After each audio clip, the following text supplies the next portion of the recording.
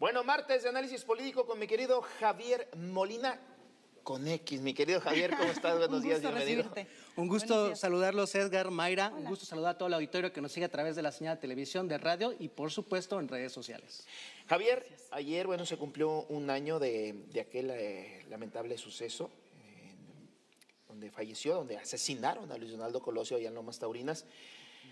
Un héroe político inflado, políticamente inflado, el último ícono priista, así lo podemos mencionar, pero bueno, Mayra, claro, adelante.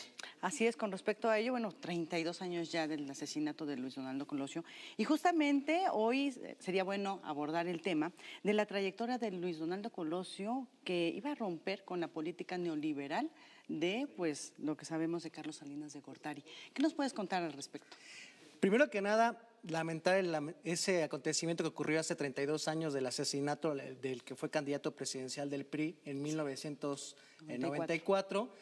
La realidad es que este hecho marcó la política nacional en la década de los 90.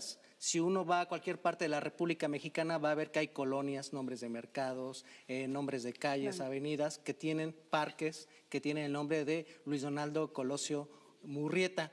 Pero la realidad es de que este hecho trágico de su asesinato ha sido lo que ha formado ese mito político que al interior del PRI les queda como una bandera de un símbolo que desde un punto de análisis político voy a tratar de hacer el análisis de cómo Colosio representaba la continuación del proyecto neoliberal que se implementó en su momento con Miguel de la Madrid y con Carlos Salinas de Gortari. Evidentemente estamos conscientes que hubo un cambio en el proyecto político y económico en México. En 1982 entró a la presidencia de la República Miguel de la Madrid, donde se dio abajo el inicio de lo que eran las políticas neoliberales, es decir, se acabó con el legado del nacionalismo revolucionario que implementó México durante 65 años y se empezaron a implementar políticas en donde el Estado debía ser disminuido para darle mayor participación al mercado respecto a las decisiones económicas, y el papel del Estado mexicano era desmantelar las banderas de la Revolución Mexicana con políticas sociales que se implementaban desde el poder del Estado. En ese contexto de la llegada de Miguel de la Madrid es cuando Colosio empieza a ser una figura con trascendencia federal. Él entró primero que nada a ser parte del gabinete de Miguel de la Madrid, no directamente en un cargo como lo que fue Carlos Salinas de Gortari, que él era el secretario de Programación y Presupuesto, pero sí se convirtió en uno de los operadores políticos de esta dependencia con el que se iba a convertir más adelante en presidente en 1988. Claro. Entonces, en el proceso de ser parte del equipo de Carlos Salinas de Gortari, Colosio estuvo operando los programas de recortes presupuestales para todo lo que era la política social, que enarbolaba, como les había mencionado, 65 años de las políticas sociales que emanaron del régimen priista y que estaba legitimado por lo que era la Revolución Mexicana.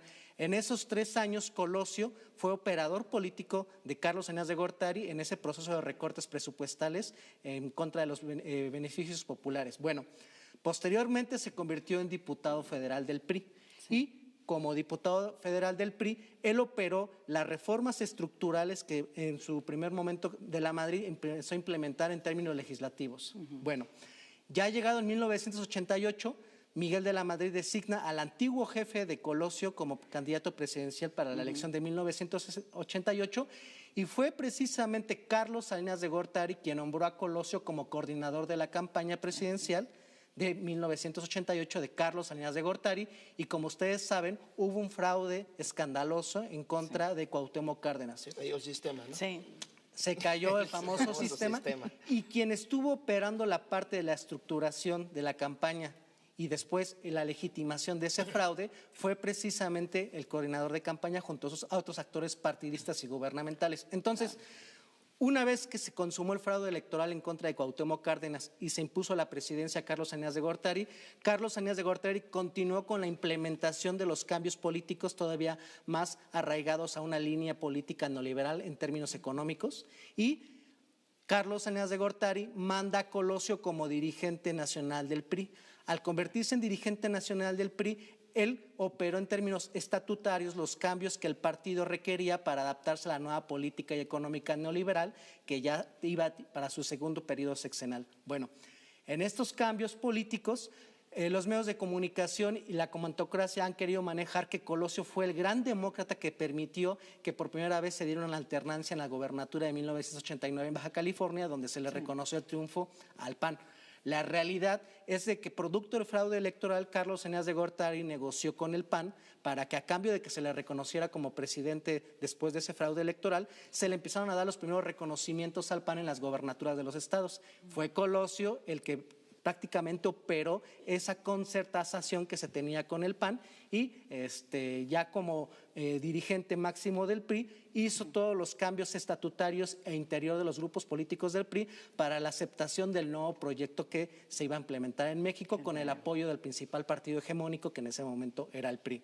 Posteriormente, 3 años después, el presidente Salinas nombra a Colosio como encargado de la Secretaría de Desarrollo Social, Pronasol, y después llevar a cabo el programa de Solidaridad, que era el programa emblema de la política social del salinismo, que en su momento se escuchó como rumor político que se tenía la pretensión política por parte de Carlos Eneas de Gortari de sustituir la maquinaria política electoral para que si en un momento no se pudiera operar esos cambios estructurales al interior del PRI, Solidaridad pusiera las bases de un nuevo partido político para apoyar el proyecto político neoliberal. Entonces, si nos damos cuenta cómo es la trayectoria de Colosio, nos vamos a dar cuenta que tanto como diputado federal, dirigente nacional del PRI y miembro del gabinete presidencial de Carlos Eneas de Gortari, estuvo siempre a favor del cambio de la política económica en México en el modelo neoliberal.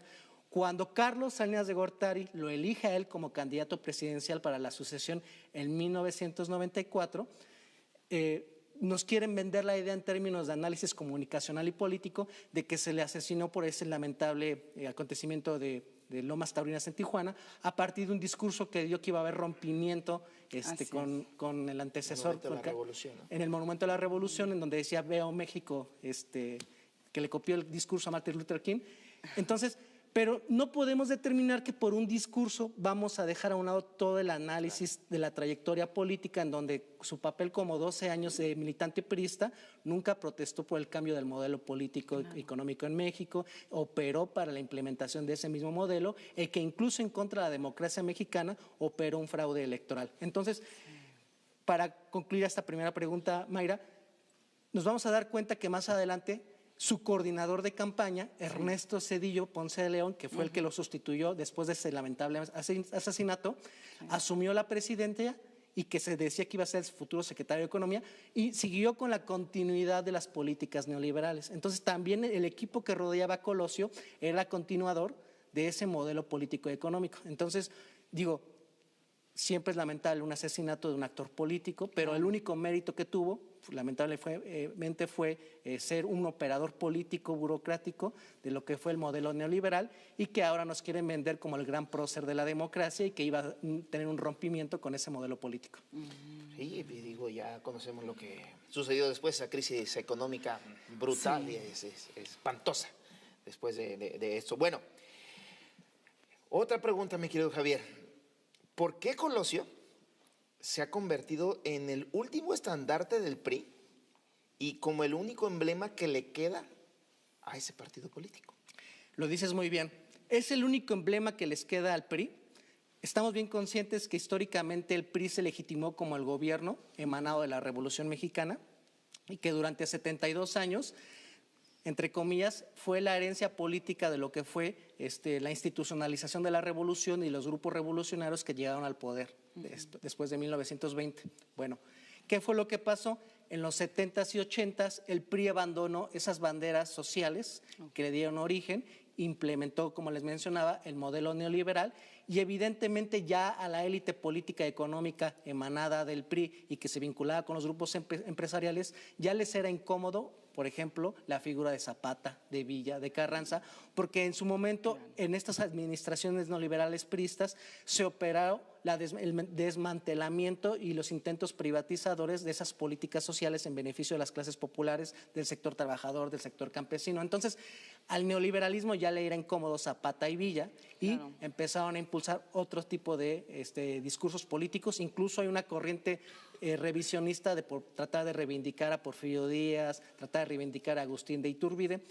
Y si nos damos cuenta, el PRI abandonó sus banderas. Bueno, Después también les fue incómodo la figura de Lázaro Cárdenas, porque empezaron a tener las políticas de la liberalización de la política energética en el país. Entonces, dejaron a un lado a los líderes políticos de la revolución. Después dejaron a un lado el símbolo del nacionalismo petrolero, que era Lázaro Cárdenas, y más adelante también dejaron a un lado las figuras como que el PRI en su momento planteaba que eran herederos naturales de lo que fueron los líderes del movimiento liberal en la Reforma y evidentemente el movimiento de la independencia. Bueno, ahora la 4T, el movimiento que encabezó López Obrador y que ahora continúa Claudia Sheinbaum, si nos damos cuenta, se ha apropiado de esas figuras históricas, de esas trayectorias. No es de gratis que la Cuarta Transformación se reivindique como lo que es la continuidad de lo que fue el movimiento de la independencia encabezado por Hidalgo y Morelos, que eran las cabezas del movimiento popular en busca de la independencia, reivindiquen la figura del Estado mexicano y la separación de la Iglesia y el Estado con Juárez y los liberales, que es la segunda transformación, y la tercera, que es el movimiento revolucionario que el PRI abandonó y que el movimiento de la 4T retome y que ellos se sienten herederos. Entonces, si se dan cuenta, el PRI se quedó sin símbolos porque ya se los arrebató Morena, la 4T, el obradorismo político, y solo les queda Colosio Murrieta como símbolo político. Pero ¿cuál es la cuestión? De que ahorita si hacemos el análisis político nos damos cuenta que esta figura pues no se sostiene. Insisto, lamentable el hecho trágico de lo que fue su asesinato, pero para el análisis político tenemos que hacer hincapié en que se va a analizar la trayectoria política, la línea económica y social que en su momento él apoyó como operador político, como diputado y como en su momento miembro del gabinete de pues, uno de los máximos emblemas de este modelo económico que era Carlos Salinas de Gortari. Perfecto, mi querido Javier Molina, muchísimas gracias por este análisis tan puntual y tan completo. ¿Tus redes sociales, amigo, antes de despedir? Claro que sí. Amigos, los invito a que me puedan seguir en la cuenta de Facebook. Busquen Javier Molina, Javier con X en lugar de J. O si ustedes gustan, me pueden buscar en la cuenta de TikTok como Vista.org. Perfecto, está mi querido Javier. Y sorpresas, va a haber sorpresas más adelante. Así es que, pues Javier, gracias. Y nos vemos y nos escuchamos el próximo martes. Nos vemos el próximo martes, Edgar Mayra. Gracias. Perfecto, gracias, mi querido Javier Molina, politólogo de Radio y Televisión de Veracruz. Continuamos con más información.